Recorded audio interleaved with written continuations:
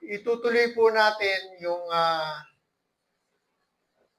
yung series natin na pinamagatang Your Next Season is Coming, Part 8. Pero bago po tayo magpatuloy, manalangin muna po tayo. Let us commit this to the Lord first. Let's pray. Aming Ama, Diyos na makapangyarihan sa lahat, maraming salamat po on how you gathered us today. Salamat po, Ama, sa iyong pag-iingat at proteksyon sa iyong mga minamahal na anak patungo dito sa iyong bahay dalanginan. Salamat po, Ama, sa oportunidad na ito na kami ay makapagpuri, makasamba sa iyong pangalan, katotohanan at espiritu. Muli, Ama, amin pong ipinagkakatiwala sa iyo ang napakahalagang sandaling ito. Lahat lamang po, dalangin namin, lahat lamang po ng aming gagawin at sasabihin ay magbigay po ng tanging kapurihan sa iyong maringal na pangalan at pagpapala sa iyong mga minamahal na anak.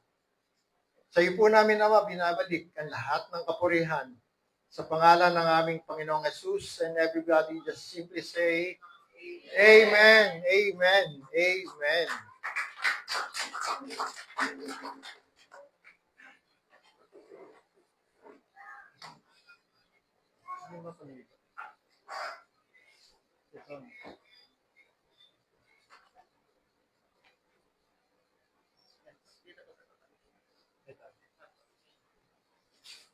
Your Next Season is Coming, Part 8. Ang pag-uusapan po natin ngayon ay ang buhay ni Gideon. Si Gideon po ay karakter na isinulat sa libro ng mga hukom o Book of Judges.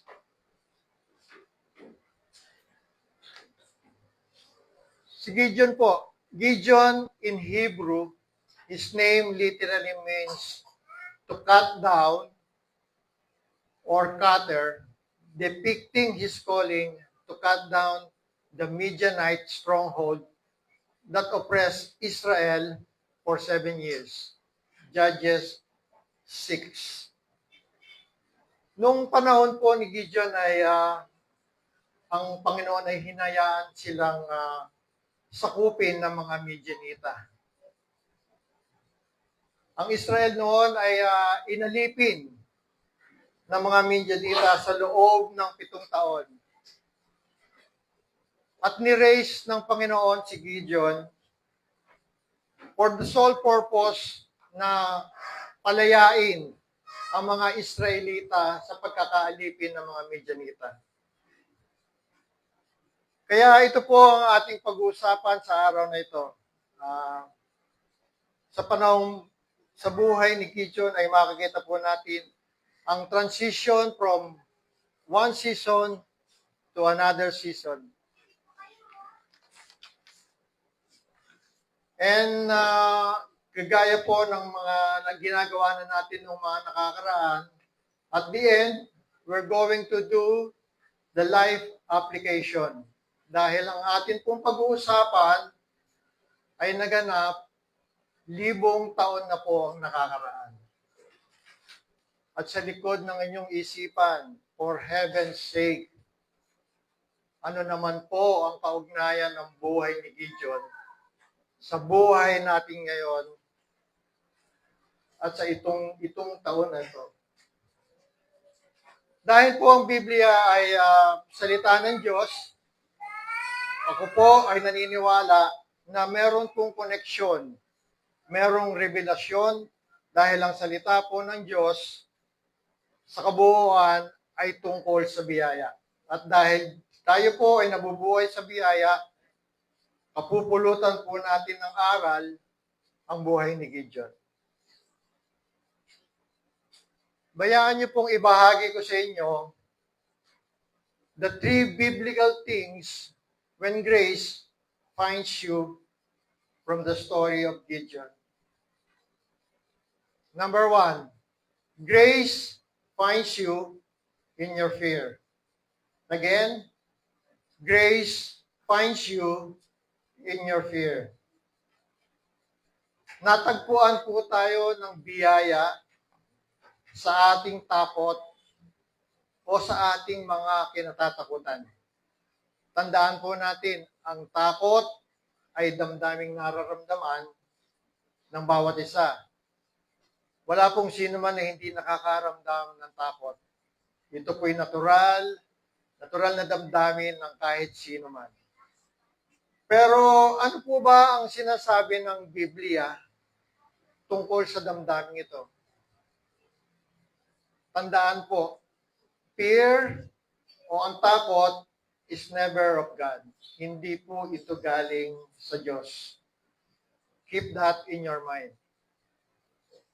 God has never given us the spirit of fear. Hindi po nilikha ng Diyos ang tao para sa takot at para pagharian ng takot. Ang damdamin ng takot ay resulta ng bumagsak ang tao. Kung hindi po bumagsak ang tao sa pagkakasala, wala po ang damdamin ng takot. Ang takot po ay direktang resulta ng pagbagsak ng tao sa kasalanan. Ang katotohanan, ang salitang fear or afraid ay mababasa po natin sa Book of Genesis chapter 3, right after the fall. Pagkatapos pong bumagsak ng tao. Let us look at the verse.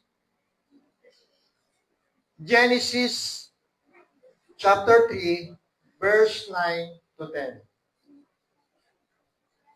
Number 9. Then the Lord God called the man, "Where are you?" Verse 10, he answered, "I heard you in the garden, and I was afraid because I was naked, so I hid myself." Ang context po na ito ay nakain na po nila yung bawal na bunga. At bumagsak na po ang tao. Yan po ang unang pagbanggit ng salitang afraid or fear in relation to the feeling of man. Nakaramdaman ng tao ang takot bilang resulta ng ang tao ay bumagsak at nahiwalay sa Diyos. Isipin po natin, kung ang tao ay hindi nagkasala, wala po sanang damdamin na ito o ang damdamin ng takot. Just imagine, sa dami ng nararamdaman ng takot ng tao ngayon, yan po'y resulta ng pagbagsak ng tao sa kasalanan. God has never given us the spirit of fear. The Bible says, 2 Timothy chapter 1, verse 7. For God has not given us a spirit of fear, but of power and love and of a sound mind. Mga kapatid, kung kayo po ay mapunahin, meron pong kaibahan. Fear o ang takot ay kaiba sa power and love and of a sound mind. Sa madaling salita po ay, kung meron kang takot, wala kang power, wala kang love, and wala kang sound mind o maayos na pag-iisip. Sa makatwid po, kung tayo ay may takot, hindi po maaaring sabay na umiral ang takot o fear sa love. At sa kabaliktaran po, kung wala po tayo ng spirit of fear, meron po tayong power, meron po tayong love, and meron po tayong sound mind o maayos na pag-iisip. Fear is never of God. Fear is not just a feeling, though it is more than a feeling. It causes that feeling. Kaya po nakakaramdam yung kaya po tayo nakakaramdam ng damdamin na yan sapagkat meron pong pamilyar na spirit. Ang pamilyar na spirit na po ito ay ang evil spirit, that a spirit coming from hell causing people to be afraid. Kaya po paulit-ulit na binabanggit sa Biblia, fear not, fear not, fear not. Meron po tayong 366 times na binanggit ang Biblia to fear not. Ilang araw po mayroon sa loob ng isang taon? 365. Meron po tayong araw-araw upang angkinin na huwag tayong matakot. Fear not. At meron pong isang bonus pa tuwing leap year. Dahil 366 po. Is it amazing na sinabi ng Diyos na huwag kang matakot 366 times. Ang takot muli ay resulta ng pagbagsak ng tao sa kasalanan. Ngayon, kung ang tao ay natubos na at napanauli sa Diyos, dapat alam ng taong daigin ang takot. At dito sa damdaming ito, ay hindi tayo kinundina. Tayo po ay pinuntahan ng biyaya upang madaig natin ang takot, sapagkat ang takot ay mapanganib.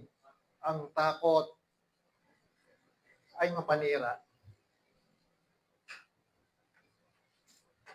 Sa Judges 6 po ay ma-encounter po natin sa chapter na ito na si Gideon ay natagpuan po sa pigaan ng ubas at doon po siya bumabayo ng trigo.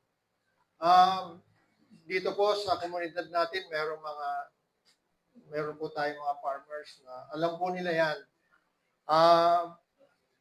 Normally po, ang trigo ay binabayo sa labas. Sa labas ng sa open area. Pero si Gideon po, sa loob ng pigaan ng ubas, nagtatago. Alam niyo po ba kung bakit? Dahil ninenervyos yung mama. Natatakot siya sa mga Midianita. Kaya sa halip na gawin yung pagbayo ng trigo sa labas, nagtatago siya doon sa loob ng pigaan ng ubas para magtago. At dito po siya natagpuan ng anghel ng Diyos habang siya'y nagtatago. Hindi po siya kinundina, hindi siya sinigawan, hindi siya pinagalitan. Sa katotohanan, ang salitang lumabas sa anghel ay mga salitang nagpabago ng buhay ni Gideon ng araw na yon.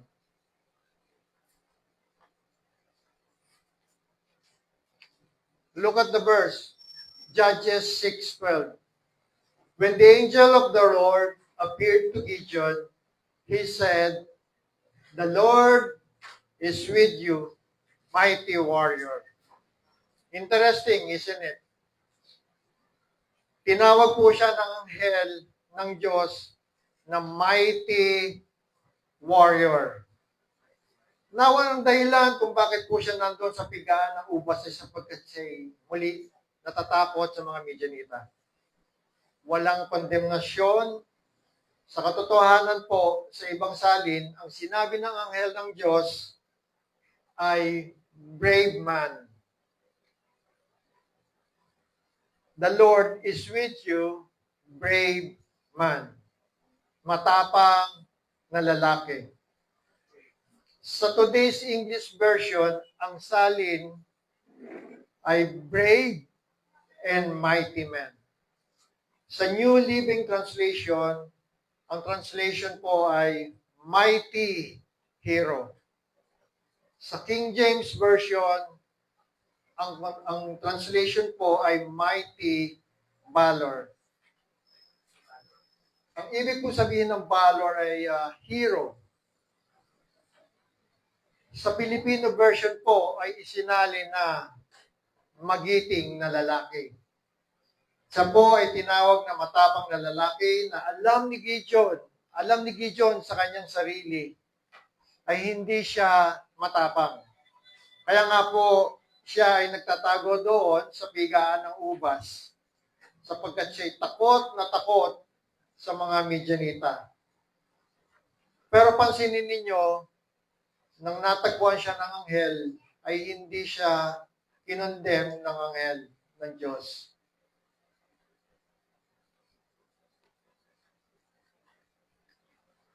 Ang nagpalala po ng kanyang takot at nervyos ay ang panunupil na ginawa ng mga Midianita. Grace did not condemn Gideon for hiding. It spoke a new identity over him, declaring who he was in God's eyes rather than who he had been in his circumstances. Mga kapatid, ang kailangan nyo po makita ay yung sarili kung paano tinitignan ng Diyos, hindi kung paano ka tinitignan ng mga tao sa paligid mo. Ang mga tao ay may kanya-kanyang opinion sa iyo. Kailangan po maging intentional tayo na hindi po tayo maapektuhan sa opinion ng ibang tao. Kailangan po nating maging matatag sa paniniwala kung ano ang sinasabi ng Diyos tungkol sa iyo. At paano tayo tinitignan ng Diyos through the eyes of the cross. Paano po ba tayo tinitingnan ng Diyos mula sa perspektibo ng biyaya at ng tinapos na gawa ng ating Panginoong Hesus dun sa krus ng Kalbaryo? Ito po ay mahalaga at mahal na mahal ng Diyos. Bakit? Bakit mahalaga ang tinapos na gawa ni Kristo doon sa krus ng Kalbaryo? Hindi ipinagkait ng Diyos ang kanyang bugtong na anak para sa atin sapagkat mahal na mahal tayo ng Diyos.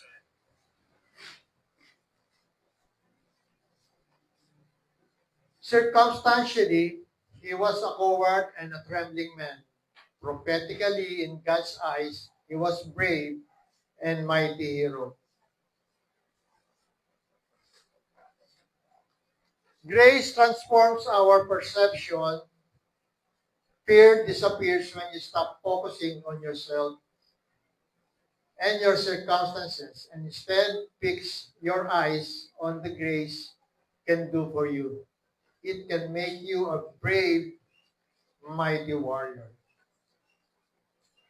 Hindi pa po tapos ang Diyos sa bawat isa sa atin. Patuloy pong gumagawa ang Diyos sa iyo at sa pamamagitan mo. Bago po tayo magamit ng Diyos sa malakihang gawain, ikaw na mismo ang kanyang gawain. Kumikilos ang Diyos sa atin, gumagawa ang Diyos sa atin, pinapanday, inihahanda, inaayos, ina-align tayo ng Diyos. Tayo ay tinatrabaho ng biyaya ng Diyos upang kung sa gayon, magamit ka ng Diyos sa kanyang layunin para sa kanyang kapurihan. Can you say amen? Kailangan din po nating maunawaan, mga kapatid, na sa kalagayan ni Gideon, siya po'y takot na takot, pero hindi po binigyan diin at pansin ng Diyos ang kanyang damdamin. Kung hindi binigkas ng Diyos sa pamamagitan ng anghel, kung ano ang kanyang kayang gawin ng biyaya ng Diyos sa taong makakatanggap ng biyaya. Mga kapatid, si Gideon ay hindi po natural na matapang. Pero siya po ay pinaging matapang dahil kayang baguhin ng biyaya ng Diyos ang buhay po natin. Mababa po ang tingin ni Gideon sa kanyang sarili. Mababang pagpapahalaga sa sarili o sa wikang Ingles ay very low self-esteem. Kaya po nang sinabi ng anghel na siya ang gagamitin upang palayain ang Israel sa pagkalipin ng iyong Israelita, ay ganito ang sa kanyang sagot. Ang sabi ni Gideon, Ako ang gagamitin niyo po. Bakit ako? Baka po nagkakamali kayo ng tinawag. Baka po wrong send. Ang sabi niya, ako po ang pinakamahina sa aming pamilya. Ang pamilya ko po ang pinakamahinang angkan sa tribo ng Manase. Baka nagkamali po kayo ng tinawagan. Baka po wrong send kayo. Are you sure? Baka hindi po ako ang hinahanap nyo. Hindi po ako nakatapos ng pag-aaral. Hindi po ako marunong. Grade 1 lang daw po tinapos niya. Kinakabahan po ako na humarap sa publiko. Wala po akong talento. Wala akong kakayahan. Mahiyain po ako. Ako ba? Ako ba ang gagamitin? Baka hindi ako. Mga kapatid, hindi po ba't maraming tao na mayroong ganyang damdamin? Low self-esteem. Parang walang believe sa sarili. Parang hindi niya kaya. Kaya pag may pinapagawa sa kanya, agad itong umuurong. Hindi ko kaya yan. Hindi ko magagawa yan. Wala siyang lakas ng loob sapagkat mababa ang kanyang tingin sa kanyang sarili. Yan po ang damdamin ni Gideon noong mga panahong iyon. Pero ito ay dinaig ng biyaya ng Diyos. Ang tanging depensa po sa takot ay ang unconditional, perfect love of God. Because Bible says, God's perfect love casts out fear. Let's look at the verse. Chapter 1 John chapter 4, verse 18. There is no fear in love, but perfect love casts out fear. Because fear involves torment. But he who fears has not been made perfect in love. Kung kayo po ay mapunahin, ang verse na ito na nasa inyong harapan ay maliwanag pa sa sikat ng araw that love and fear cannot coexist. Ano ibig sabihin nun? Ang fear at ang love ay hindi pwedeng sabay umiral. Hindi po. If there is love, there is no fear. If there is fear, there is no love. They cannot coexist. Sinasabi rin sa verse na ito, ang antidote sa fear.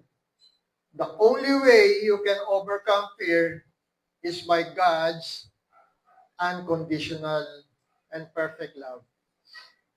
Hindi lang po basta pag-ibig.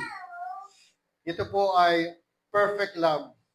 At tanging ang Diyos lamang ang makapagbibigay nito. Perfect love. Ang tao po ay seemingly can love. Pero hindi po perfecto ang pag-ibig ng tao.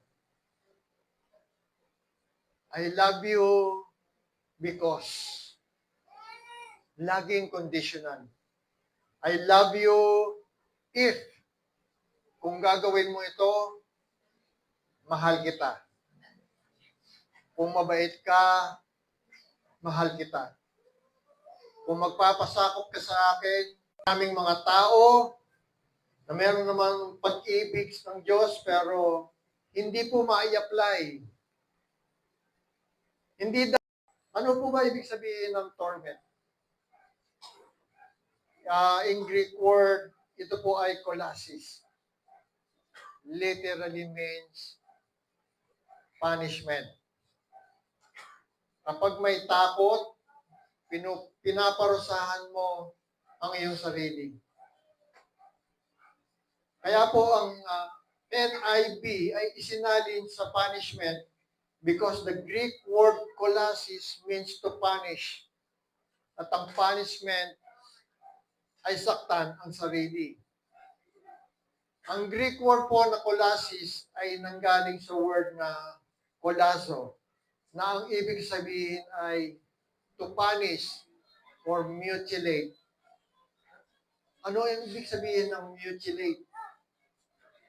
Ang mutilate po ay to brutally hurt oneself. Hindi lamang po saktan ang sarili, kundi brutal mong sinasaktan ang iyong sarili. Kaya po hindi tamang paghariin ang takot at nervyos, sapagkat ito po ay self-destructive, self-punishment o hurting yourself. Hindi po tayo makalilipad ng maayos katulad ng isang agila. Ang sarili mo, ang galing mo sa paghahanap buhay ay hindi mo mailabas. Ang galing mo sa paglilingkod ay hindi mo rin mailabas dahil ito po ay nahaharang ng takot. Paano kung ako'y magkamali? Pagtatawanan nila ako. Paano kung ako'y madapa? Pagtatawanan nila ako. Paano kung tumayo ako sa harap at nautal ako, pagtatawanan nila ako? Hindi ko kayang gawin yan. Ayokong gawin yan. Yan ang resulta ng nerbiyos at takot. E paano naman kung maranasan mo ang kanyang biyaya? Paano naman kung samahan ka ng Diyos? Paano naman kung makita mong pagtagumpayin ka ng Panginoon dahil hindi ka nag-iisa? Sasamahan ka ng Panginoon sa lahat ng panahon. Wala pong dapat ikatakot. Ibunuhos na ng Diyos ang kanyang perpektong pag-ibig habang tayo ay makasalanan pa. Christ Jesus died for us on the cross. Romans 5:8, but God demonstrates His own love for us in this. While we were still sinners, Christ died for us. Ang pag-ibig po ng Diyos ay hindi po premyo. Tandaan po natin, hindi po ito premyo. Hindi po na-premyohan ang pag-ibig ng Diyos.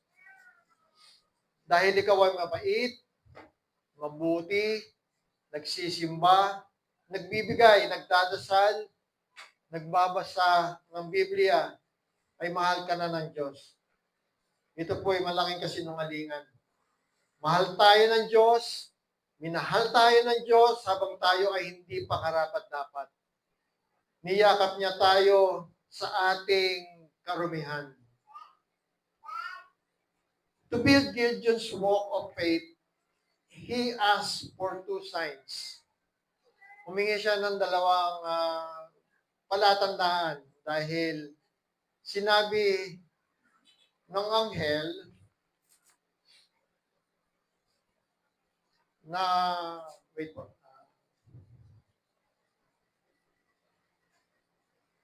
minahal tayo ng Diyos na walang kasubali, kaya walang dapat ikatakot. Ang panlaban sa takot ay pag-ibig. At kung nasa iyo ang perpektong pag-ibig ng Diyos, walang dahilan para matakot. Daig ang takot ng biyaya ng kanyang perpektong pag-ibig. When fear grips you, remember God's perfect love for you. You don't need to be afraid. God has forgotten your past and calls you not by your old labels, but by your new name, His beloved child. Pag tinawag ka ng Diyos, hindi ka na niya tinatawag sa lumang bansag o lumang pangalan mo. Pag tinawag ka ng Diyos, tinatawag ka niya sa bago mong pangalan. Ikaw ang kanyang minamahal na anak. We are God's beloved child. The word beloved simply means loved by God.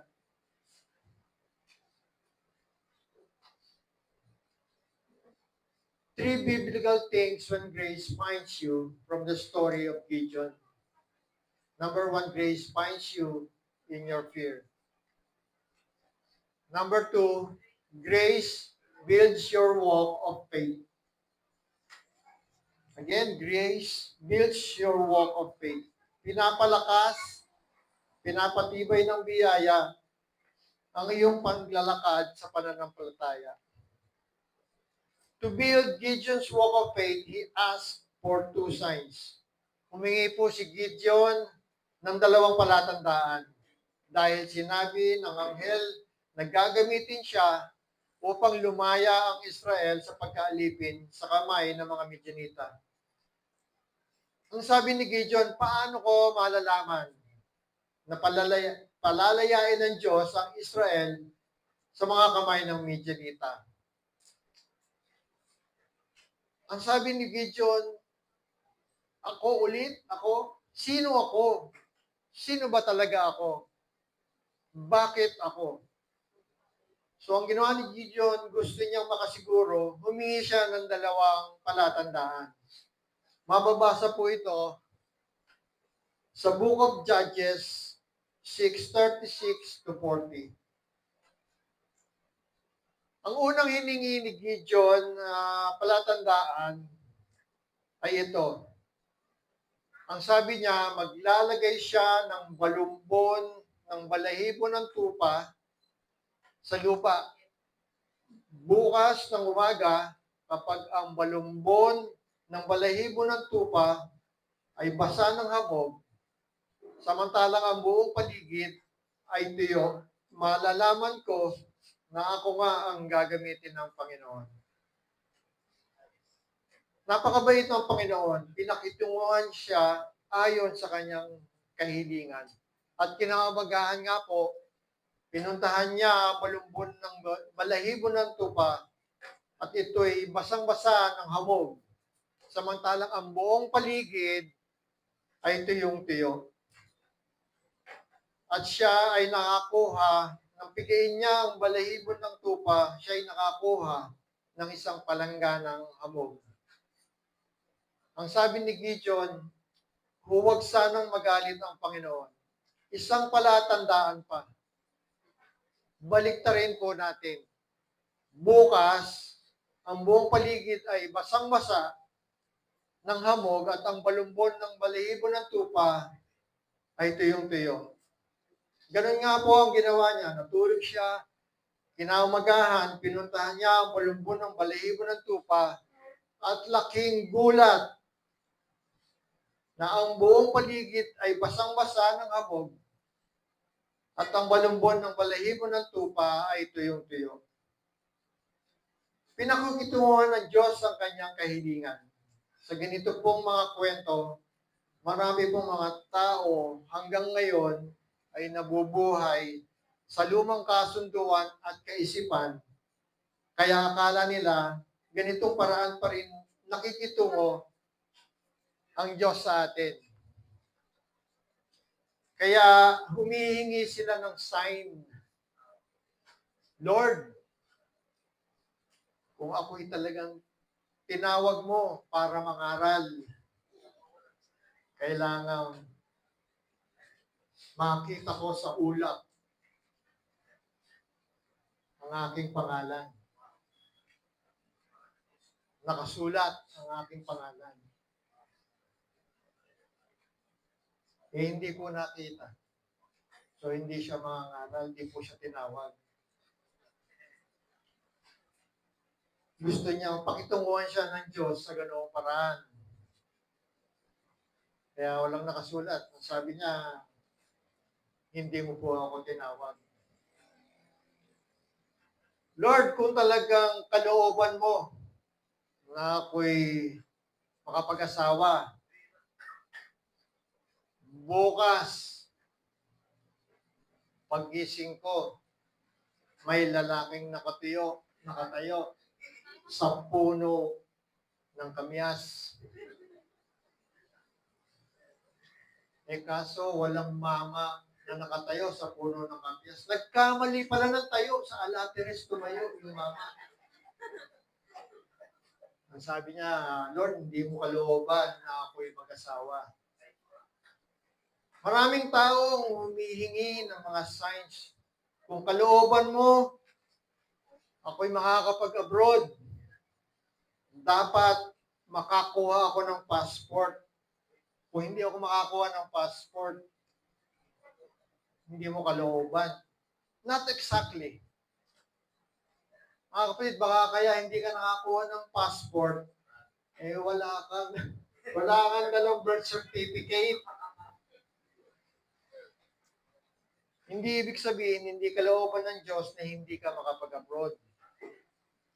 Ang kalooban ng Diyos ay ayusin mo muna ang record mo sa civil registrar para makakuha ka ng birth certificate at para makakuha ka ng passport. Na bakit ko po sinasabi ang mga ito? Kasi po, ang mga tao ngayon ay nabubuhay na sa bagong kasunduan na may lumang kasunduang iisipan. Ginagaya pa rin nila si Gideon. Gusto nila merong mga signs. Lord, kung magkakabalikan kami, Lord, tatawag siya ngayon. Naghihintay ako, Lord. Kung hindi siya tumawag, ibig sabihin, hindi kami magkakabalikan. Hindi nga tumawag. Hindi tumawag. Kaya pala, na-snatch yung cellphone sa Quiapo.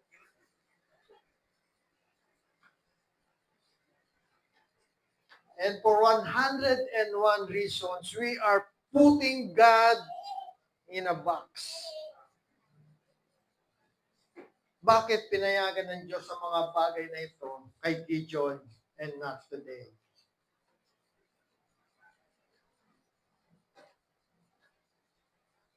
Seeking and asking for signs was allowed then because they live in a different era.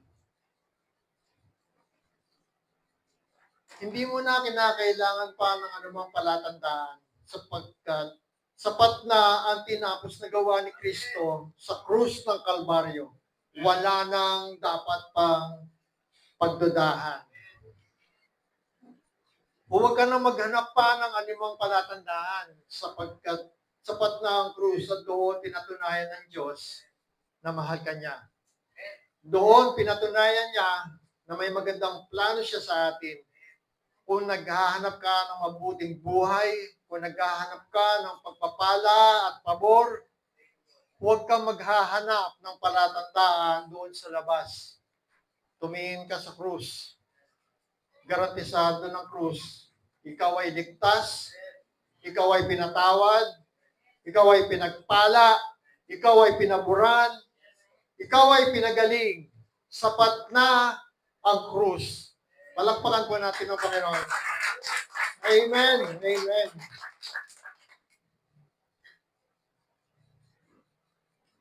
Judges 7, verse 2 to 10.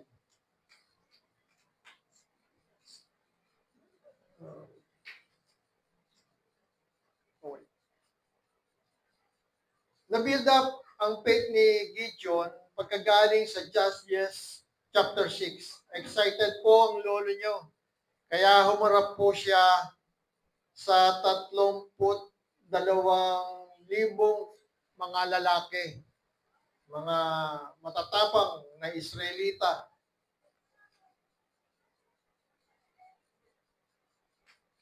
Ano naman po ang 32,000 mga lalaki na laban sa daan-daang libong mga Midianita? Ano ang tsansang manalo ng 10,000?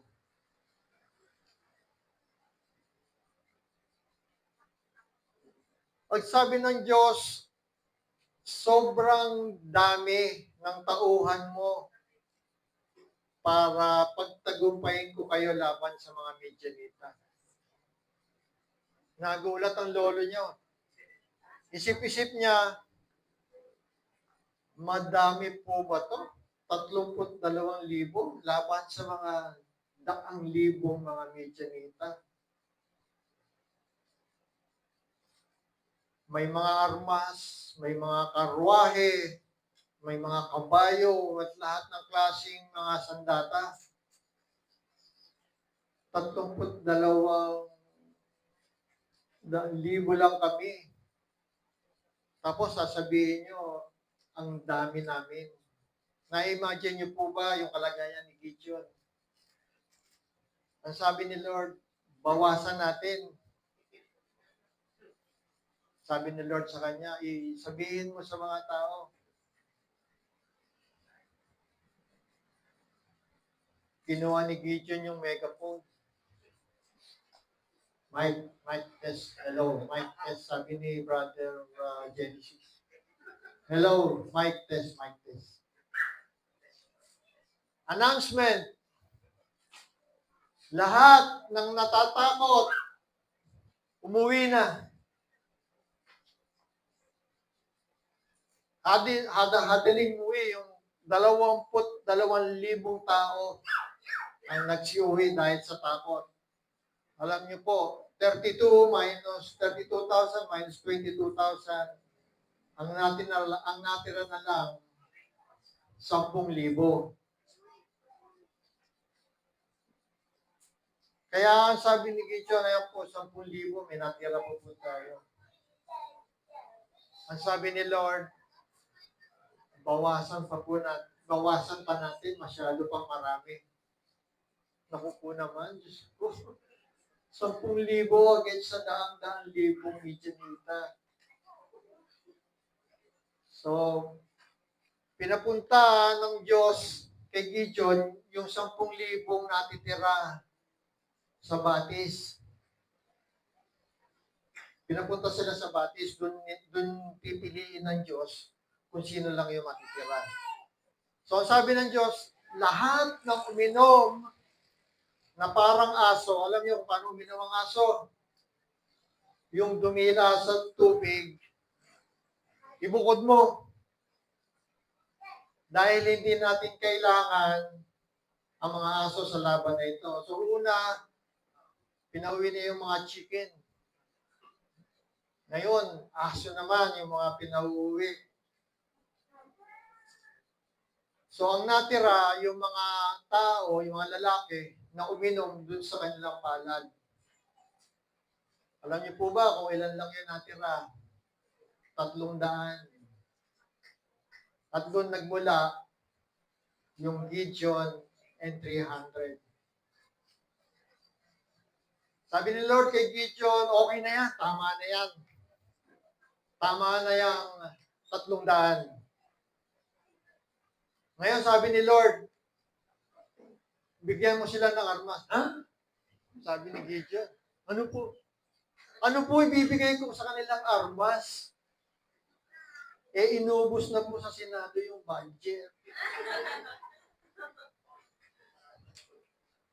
Napunta po sa lahat sa flood control yung budget. Ganito na lang, sabi ni Lord, bigyan mo sila ng torotot. Bigyan mo sila ng pitsel. At si pitsel, andun yung sulo. Sa hudyat ko, babasagin ng pitchel, itataas ng sulo, ihipa ng torotot. Sabi ni Gideon, tapos po ano? Sabi ng Diyos, ako na bahala. Naalala niyo po yung paglakad sa pananampalataya. Ang paglakad sa pananampalataya, yan po ay lumalaki. Nag-grow po yan habang patuloy kang lumalakad sa pananampalataya. Mahihirapan tayong maniwala sa mga malalaking bagay kung hindi mo sinanay ang sarili mo na maniwala sa mga maliliit na bagay. Kung sa mga maliliit na karamdaman, nahihirapan kang maniwala, paano ka maniniwala sa malalaking karamdaman? Paano naniniwala that God will provide for millions at kung ang pinag-uusapan lang ay hundreds or even thousand, ay hindi mo kayang paniwalaan. Kailangan pong sanayin ang paglakad sa pananampalataya na maniwala.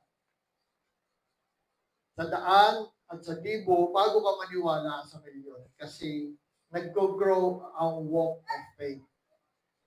Sa kalagayan po ni Gideon, mula po sa walang paniniwala, nagkaroon ng paniniwala. Lumakad sa paniniwala at lumakas sa kanyang paniniwala.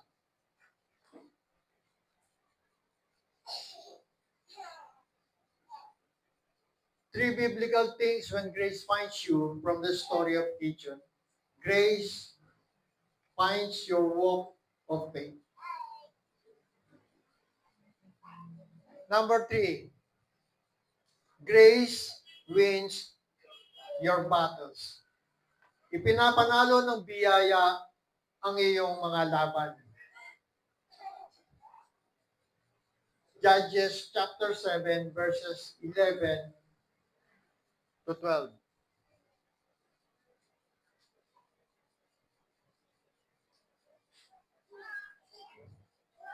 Makikita po natin yung instruction na ang 300 ay hahatiin pa sa 3 pangkat. Sila po ay may torotot, sila po ay may pitchel, at sila po ay may dalang sulo. Sisigaw sila ng the sword of the Lord and of Gideon.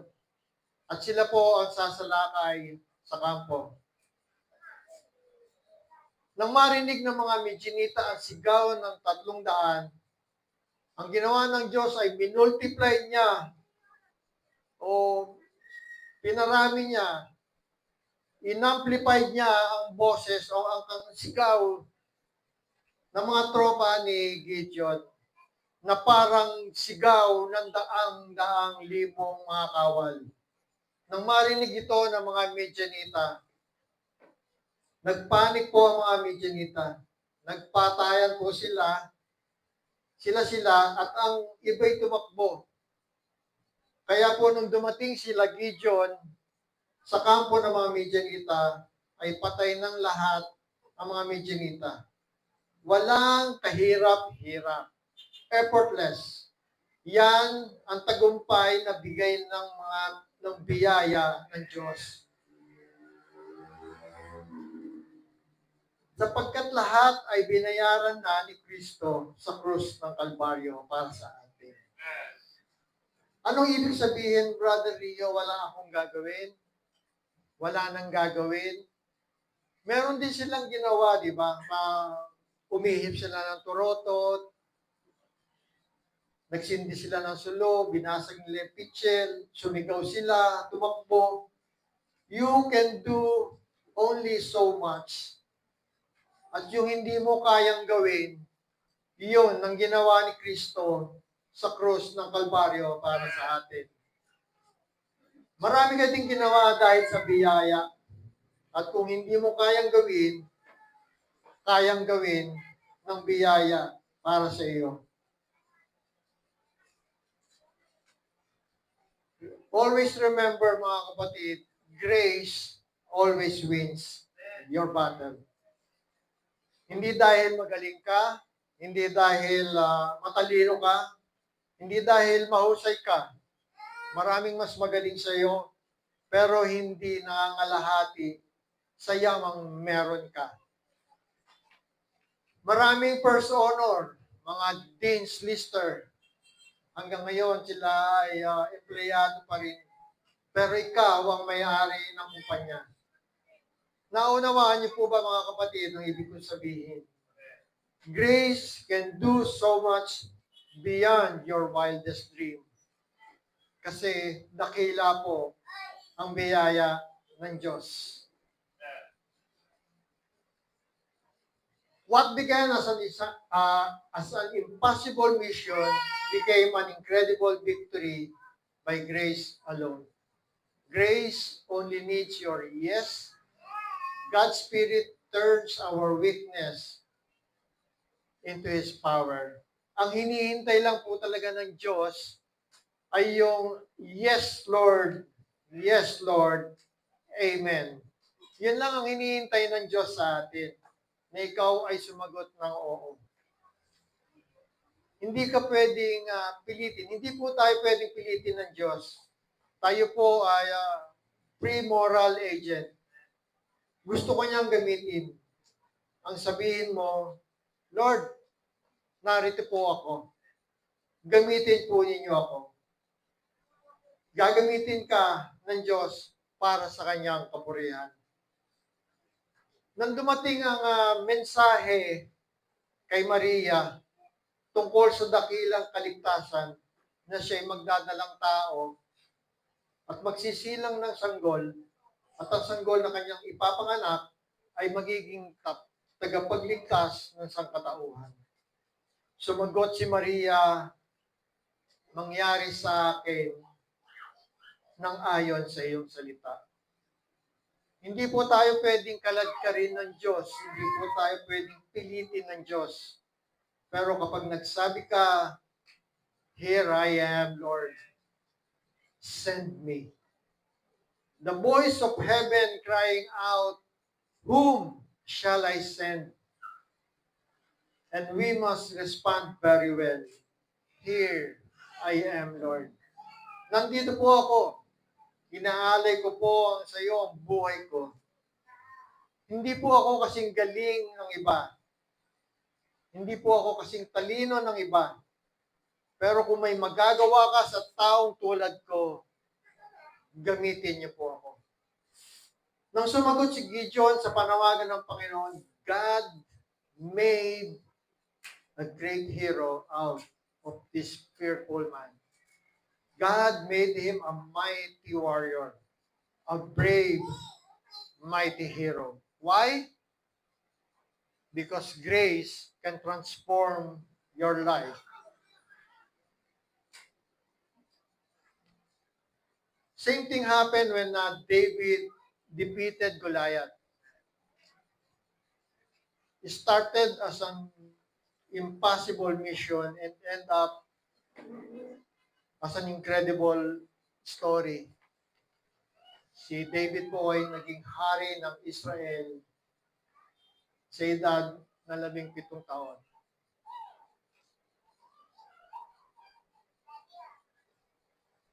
Same thing din po ang nangyari kay Elijah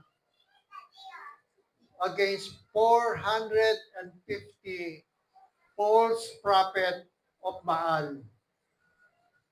Basahin niyo po ang istorya niyan. 1 against 450 false prophet, and Elijah killed them all because by the grace of God. Same thing with Zechariah 4:7. It is also true in Zechariah. Kaharap po nila ang problema. Ang pagpapatigil ng pagtayo ng templo sa utos ng Haring Artaxerxes. O who are you, O great mountain, before Zerubbabel? You shall become a plain, and shall be a capstone with the shout of grace, grace to it. Aral po tayo sa ating komunidad na pag humaharap tayo sa anumang pagsubok o anumang bundok ng pagsubok, we shall grace to it. 2 Corinthians 12:9. But he said to me, my grace is sufficient for you, for my power is made perfect in weakness.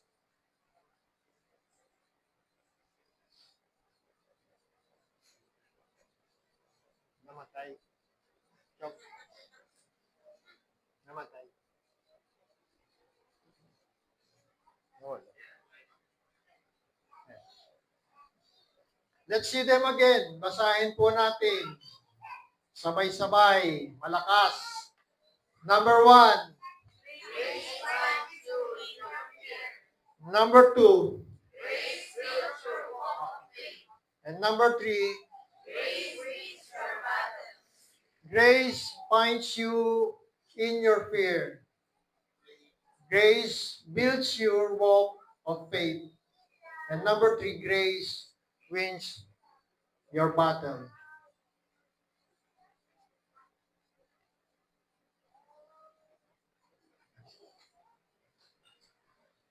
Tungo po tayo sa life application. Let us see the life application kung paano po natin ito ipapamuhay today and of the coming days.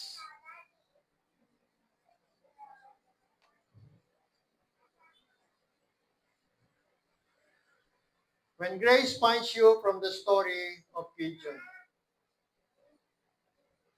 Number 1, strengthen yourself in God's love.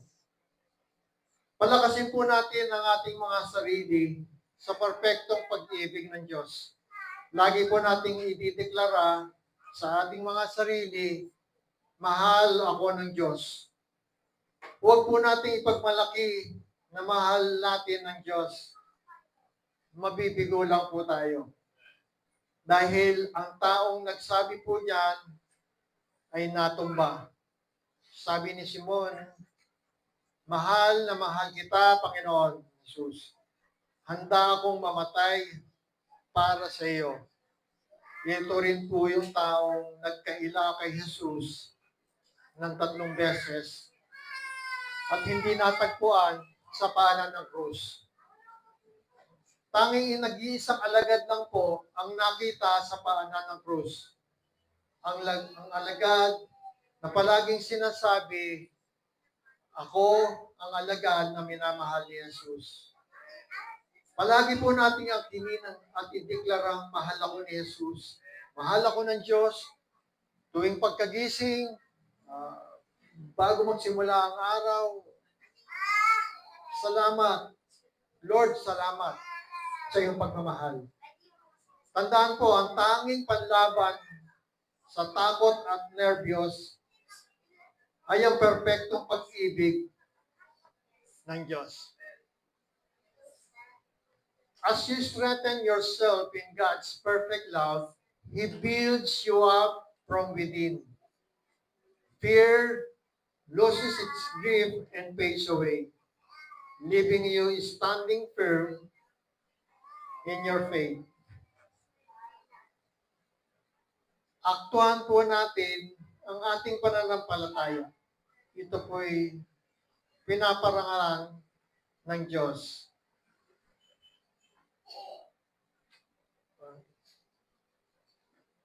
Number 1, strengthen yourself in God's love. Number 2, act on your faith as God's honors it. When you step out in faith, you partner with God's power. He honors every act of trust by multiplying it for His purposes. Your simple act of faith moves God's hand and proves that grace always wins.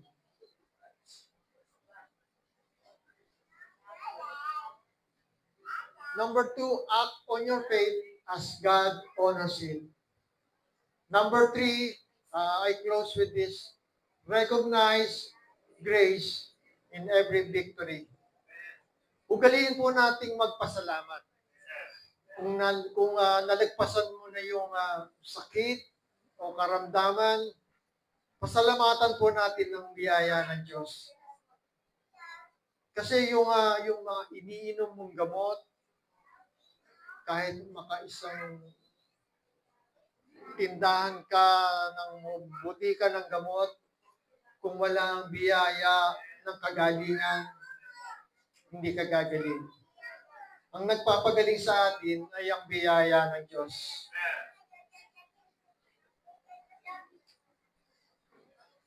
Every victory, great or small, is a testament of God's unearned favor. Pause to see His grace at work in every step, and let gratitude fuel your next move into the season ahead.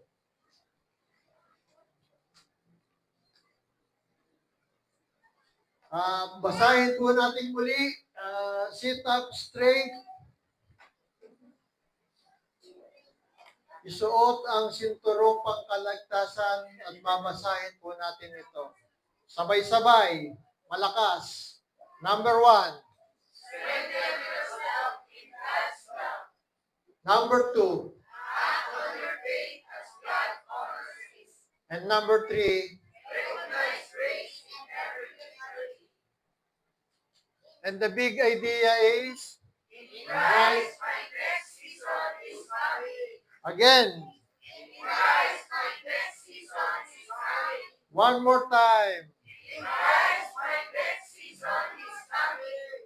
Amen. Palakpakan po natin ang Panginoon. Bago po tayo mag-break of bread, meron po tayong mga bisita ba? Meron pong tayong bisita, invited ng kaibigan po ng anak ko, si Kenji, maraming salamat sa pagpunta mo rito. So, magpapatanggap po tayo.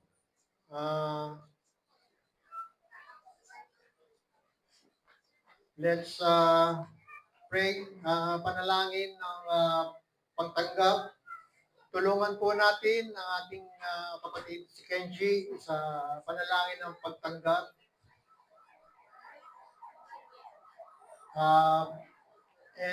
Sumunod po kayo sa panalangin na ito. Panginoong Jesus, ako po'y makasalanan. Hindi ko po kayang iligtas ang aking sarili. Ako'y mapapahamak ng hiwalay sa iyo. Ako po'y naniniwala sa mabuting balita na aking narinig. Panginoong Jesus, ikaw lamang ang tanging tagapagligtas. Tinatanggap kita sa aking puso bilang aking Panginoon at aking tagapagligtas. Salamat po, pinatawad mo na ang aking mga kasalanan. Simula nang ako'y ipinanganak hanggang sa mga oras na ito. Isinulat mo na ang aking pangalan sa aklat ng buhay. Sa pangalan ni Jesus, Amen. Ako na lang po ang mananalangin. Ama, sa oras na ito, itinataas ko po sa iyong harapan at ipinagkakatiwala ko po sa iyo ang sino mang sumunod sa panalangin ng pagtanggap sa unang pagkakataon sa lubog ng bulwagang ito. Pinagkakatiwala ko po siya sa iyo at sa kanyang bagong natagpo ang pananampalataya. Sa pangalan ng Panginoong Jesus, Amen, Amen, Amen. Bago po tayo sa